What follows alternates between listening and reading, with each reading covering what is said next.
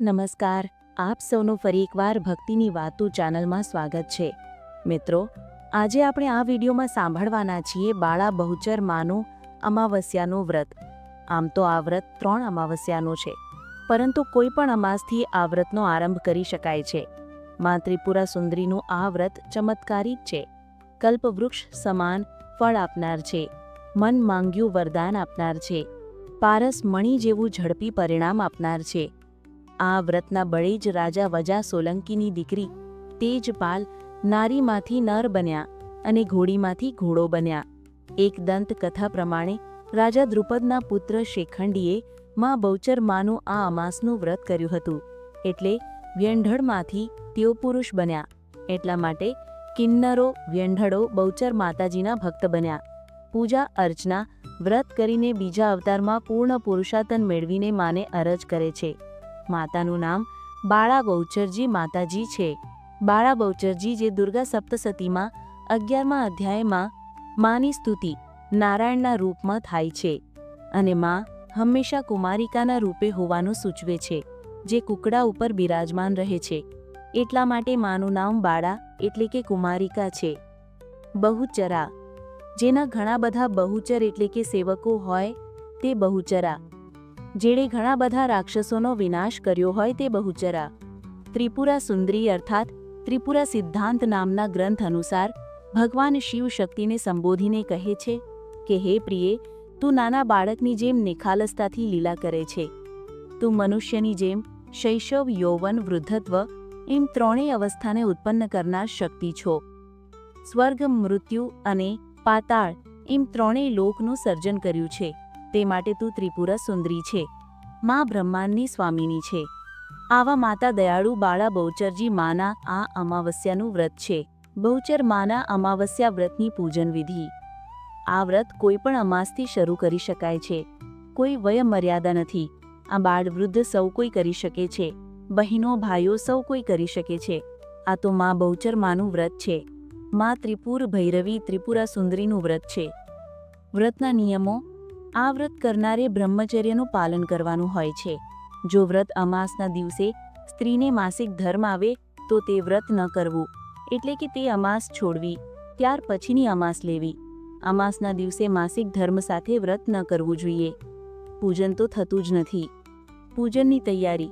જે ભક્તો અમાસનો વ્રત કરવા માંગે છે તેઓ સવારે વહેલા ઉઠીને સ્નાનાદિથી પરવારીને શુદ્ધ વસ્ત્ર ધારણ કરે. ઘરના મંદિર પાસે આવીને જે આપણા ઈષ્ટ દેવતા દેવી છે તેનું પૂજન કરીને ત્યારબાદ માં બહુચર માનું પૂજન થાય છે. પૂર્વ દિશા તરફ અથવા પશ્ચિમ દિશા તરફ એક બાજોટ ઢાળીને તેની ઉપર લાલ વસ્ત્ર પાથરવું અને વચ્ચોવચ્ચ કળશનું સ્થાપન કરવું. 5 આંબાના કે આસોપાલવના પાન મૂકવા. તેની ઉપર શ્રીફળ મૂકવું. કળશની પાછળના ભાગે શ્રી બહુચર માતાજીનો ફોટો કે મૂર્તિ સ્થાપિત કરવા. બાજોટ પર કોઈ પણ દેવીનું શ્રીયંત્રને પણ સ્થાપિત કરી શકાય છે. તેની પણ પૂજા કરી શકાય છે. પૂજન. સાધકે પંચોપચાર પૂજન કરવું, એટલે કે જે આપણે માતાજીની મૂર્તિ કે પછી ફોટો રાખ્યો હોય તો સિમ્બોલિક રીતે તેને સ્નાન કરાવવાનું હોય છે. પંચોપચાર અર્થાત સ્નાન, પુષ્પ અર્પણ કરવા, ધૂપ, દીપ, નૈવેદ્ય, અગરબત્તી આદિ સમર્પણ કરવા. આ રીતે માતાજીનું પૂજન કરીને ગોગળનો ધૂપ, જે માતાજીને ઘણો પસંદ છે, તે પણ કરી શકાય છે. આથી ધૂપિયામાં દેવતા લઈને ધૂપ કરવો. ધૂપનો ધુમાડો આખા ઘરમાં ફેરવવો. નૈવેદ્ય, કથા અને આરતી. માને નૈવેદ્યમાં દર અમાસે ચૂરમાના લાડુ રાખવા, અને ચૂરમાના લાડુની સંખ્યા દર અમાસે 3 નંગ રાખવી જોઈએ. એથી વધુ પણ ન રાખીએ અને ઓછી પણ નહીં. આ રીતે વિધિ દર અમાસે કરવી. પ્રસાદ નૈવેદ્યનું વિતરણ કર્યા બાદ આ અમાસની વ્રત કથા અવશ્ય સાંભળવી. ગરબા ગાવા અથવા જે શ્રી વલ્લભ ભટ્ટે આનંદનો ગરબો રચ્યો છે તે ગરબાને ગાવો જોઈએ અથવા સાંભળવો જોઈએ. માની આરતી પણ ઉતારી શકાય છે જો આપણને આવડતી હોય તો, નહીંતર વ્રતકથા અવશ્ય સાંભળવી. ભોજન અને ઉપવાસ. એ વાતનું ખાસ ધ્યાન રાખવું કે સવારે જ્યારે માની પૂજા અર્ચના થાય ત્યાં સુધી જો કંઈ ખાઈ પીએ નહીં તો સારું. આ વ્રતમાં એક ટાઈમ ભોજન પણ લઈ શકાય છે અને માને જે નૈવેદ્ય ધર્યું છે તે પ્રસાદ પણ ગ્રહણ કરી શકાય છે અથવા ઉપવાસ પણ કરી શકાય છે. ફળ ફલાદી આદિ લઈને આ વ્રત કરવું.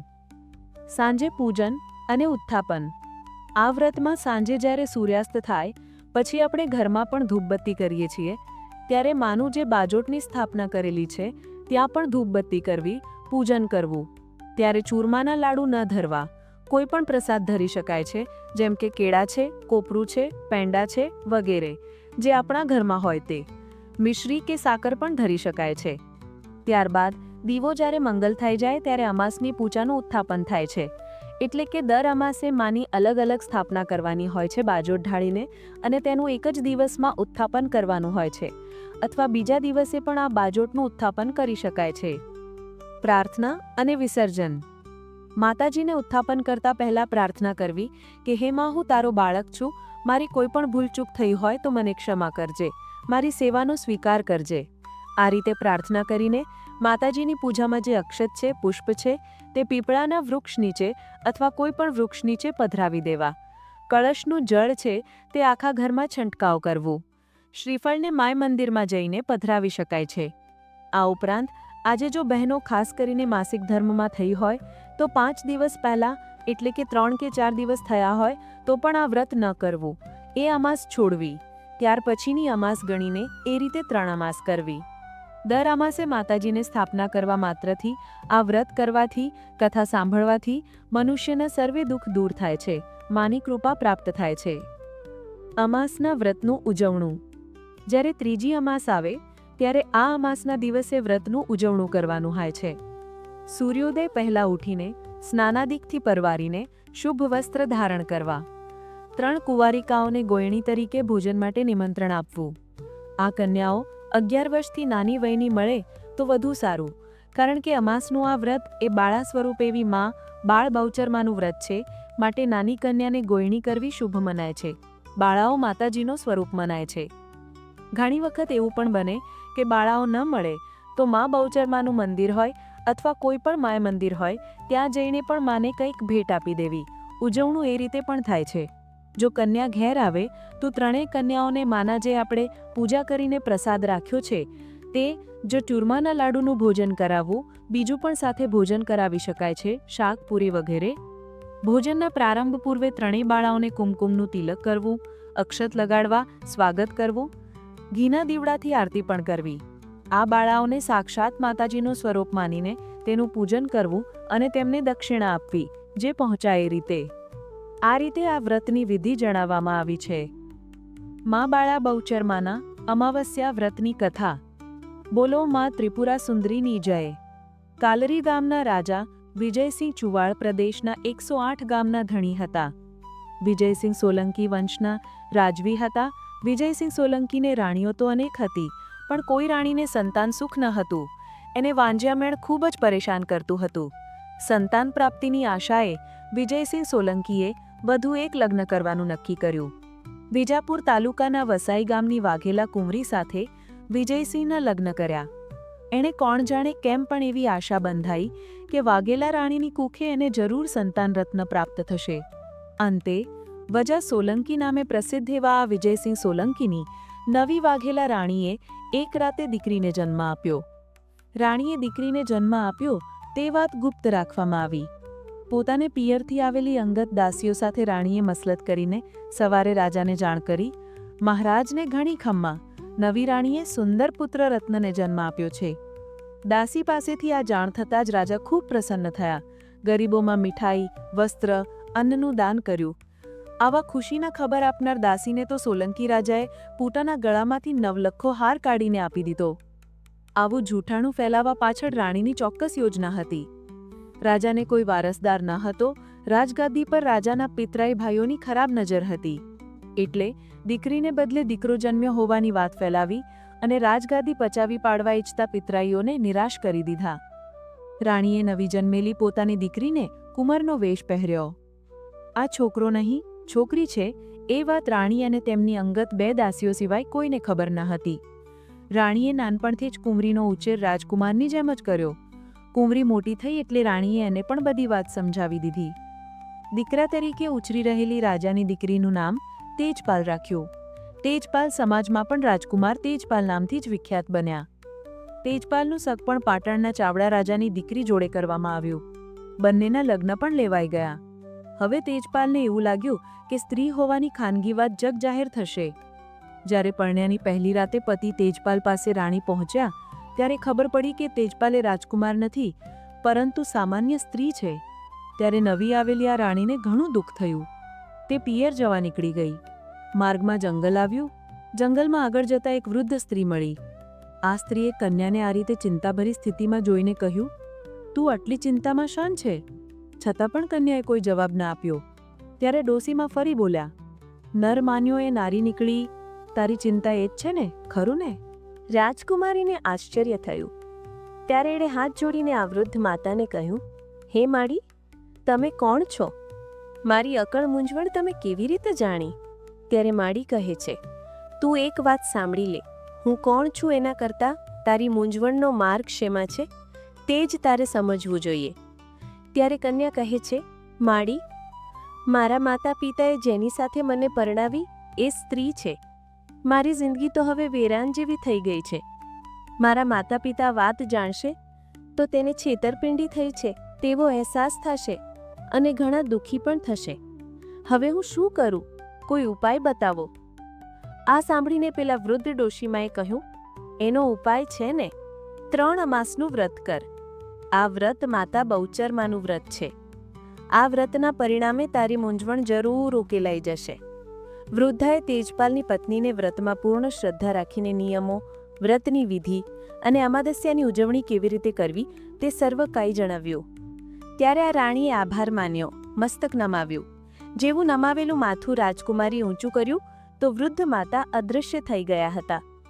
ત્યારે આ રાણી તો પિયરે પહોંચ્યા. પિયરમાં પોતાના મનની વાત એ કોઈને કહી નહીં, જેથી માતા પિતા ચિંતા કરે. પણ તેની માતા સમજી ગઈ કે દીકરીના મનમાં જરૂર કશુંક દુઃખ છે, તે બોલતી નથી. માતાએ દીકરીને માતાજીના સોગંદ આપીને તેનું હૈયું ખોલવા માટે કહ્યું.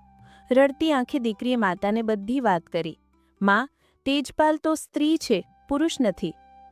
રાણીએ પોતાના પતિ રાજાને આ વાત કરી કે દીકરી સાથે છેતરપિંડી થઈ છે. જો કે આ દરમિયાન જંગલમાં મળેલા વૃદ્ધાએ જણાવ્યા અનુસાર તે કુંવરી ચૂપચાપ અમાવસ્યાનું વ્રત કરવા લાગી. રાજાએ આ વાત સાચી છે કે ખોટી તેનો ભેદ જાણવા માટે પોતાના જમાઈ તેજપાલને સંદેશો પાઠવ્યો કે હે જમાઈરાજ, આપ અમારા આંગણાના મહેમાન બનો, અમારી સાથે ભોજન લો. સાસરિયાથી આવેલો ભોજનનું આમંત્રણ તેજપાલ કઈ રીતે ઠુકરાવે? એ તો 400 સોલંકી જવાનો સાથે પાટણ પહોંચ્યા. જમવાની પૂર્ણ તૈયારી થઈ ગઈ. ચાવડા રાજાએ જમાઈને કહ્યું, હે જમાઈરાજ, આપ પ્રથમ સ્નાન કરી લો. અમે સૌ અમારે હાથે તમને હળદર ચંદન દૂધથી નવડાવીશું. આ સાંભળીને તેજપાલ ચમક્યા.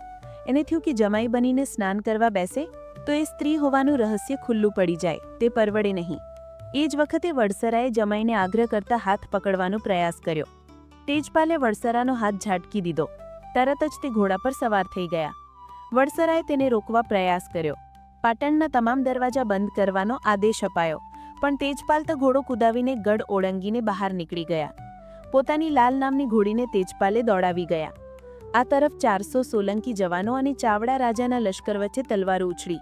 યુદ્ધ પ્રારંભ થઈ ગયું, પણ તેજપાલ નાસી છૂટતા દરવાજો ખોલી નખાયો. તેજપાલ ઘોડીએ પાટણના ગઢનો દરવાજો કુદાવીને દક્ષિણ દિશામાં આવેલા જંગલ તરફ જતા રહ્યા. આ એ જ જંગલ હતું જ્યાંથી તેની પત્નીને પસાર થવાનું હતું અને જ્યાં તેમને પહેલા ઘરડા ડોશીમાં મળ્યા હતા. તેજપાલની ઘોડી સડસડાટ દોડતી હતી. અચાનક એક કૂતરી પણ તેની સાથે દોડવા લાગી. ઉનાળાના ધોમ ધકતા તાપમાં તેજપાલ ભારે થાકી ગયા. અકળામણ થવા લાગી. તેજપાલની ઘોડી આજે જ્યાં બહુચર માતાજીનું સ્થાનક હતું ત્યાં આવી પહોંચી. ત્યારે સાંજ ઢળી હતી. એકાંત હતું. આથી વિશ્રાંતિ હેતુ તેજપાલે માથાના વાળનો વાળેલો અંબુડો છૂટો કર્યો. એ સ્થળે એક નાનકડું જળાશય હતું. પેલી કૂતરીએ સૌ પ્રથમે જળાશયનું પાણી પી લીધું. એ જળાશયને કાંઠે એક વરખડીનું વૃક્ષ હતું. પાણી પીને કૂતરીએ ગરમીમાં ઠંડક મેળવવા એ છીછરા ઝરણામાં આલોટવા માંડ્યો.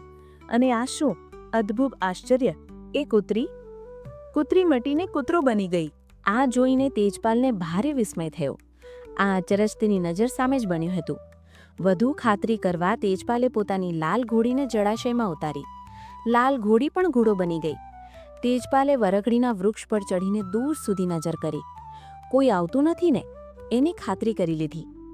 એને થયું કે સંપૂર્ણ એકાંત છે. સંધ્યા ટાણું છે. ખાસ અંધારું નથી, અજવાળું પણ નથી. એટલે કૂતરી અને ઘોડીના ચમત્કાર પછી એ સ્વયં આ નાનકડા જળાશયમાં સ્નાન કરીને પોતાનું રૂપ પરિવર્તન થાય છે કે નહીં એ કસોટી કરી શકે. આટલું વિચારીને ઝડપથી તેજપાલ પોતાના સ્ત્રી દેહને નિર્વસ્ત્ર કરીને એ સરોવરના જળમાં ઉતર્યા. મા જગદંબા બાલાસુંદરીની કૃપા એના પર પણ ઉતરી. એ નારી મટીને નર બન્યા. તેજપાલ ખરેખર પુરુષ બની ગયા.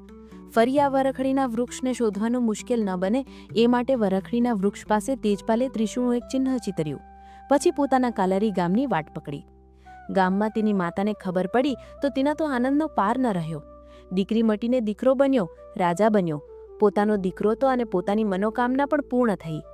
રાજગાદીએ હવે પોતાનું સંતાન આવશે અને કોઈનાથી ગુપ્ત પણ વાત રાખવી નહીં પડે કે દીકરો નથી દીકરી છે. આ તરફ બહુચરા માતાજીએ તેજપાલની પત્નીને સપનામાં આવીને તેનો પતિ સ્ત્રીમાંથી પુરુષ બની ગયો છે, તેના અમાસના વ્રતનો સ્વીકાર થઈ ગયો છે આ જણાવી. ત્યારે રાજકુમારીએ પોતાની માતાને સપનાની વાત જણાવી. માતાએ પોતાના પતિ એટલે કે પાટણના ચાવડા રાજાને વાત કરી. તેજપાલ પોતાની પત્ની અને પોતાના સાસુ સસરાને લઈને જે જગ્યાએ પોતે નારીમાંથી નર બન્યા હતા તે સ્થળ બતાવ્યું. ત્રિશૂળના ચિહ્નને કારણે તે જગ્યા તરત જ મળી ગઈ હતી. આ એ જ જગ્યા હતી જ્યાં તેજપાલને સ્ત્રી હોવાનું જાણીને નીકળી પડેલી તેની પત્ની પેલી વૃદ્ધ માતાને મળી હતી. તેણે બધાને વાત કરી. બધા સમજી ગયા આ જે કંઈ બન્યું તે માતાજીની ઈચ્છાથી જ થયું છે. તેજપાલે આ સ્થળ ઉપર શ્રી બાળા ત્રિપુરા બહુચરાંબામાજીનું મંદિર બંધાવ્યું. આજે બહુચરાજીમાં મોટા મંદિરની પાછળ જે નાનું વરખડીનું વૃક્ષવાળું મંદિર છે તે તેજપાલે જ બંધાવેલું છે. શ્રી બાળા બહુચરજી ત્રિપુર સુંદરી માતાજીનું પ્રાગટ્ય અષાઢ માસના શુક્લ પક્ષમાં થયું. બસ ત્યારથી આ અમાસના વ્રતનો પ્રારંભ થયો છે. પ્રાર્થના. હે મા બહુચરમાં, જેવા આપ તેજપાલની રાણીને ફળ્યા તેવા આપનું આ વ્રત કરનાર, કથા કહેનાર, કથા સાંભળનાર સૌને ફળજો. હે મા, સૌ ઉપર કૃપા દ્રષ્ટિ રાખજો. બોલો મા બાલા બહુચરમાની જય. તો મિત્રો, આપણે સાંભળ્યું બ્રહ્માસ્ત્ર રૂપ ચમત્કારિક તુરંત ફળ આપનાર મા બાળા બહુચરમાનું વ્રત, અમાવસ્યાના વ્રતની કથા. મને આશા છે કે આપને આ વિડીયો જરૂર પસંદ આવ્યો હશે. ધન્યવાદ આપ સૌને મારા. જય શ્રી કૃષ્ણ.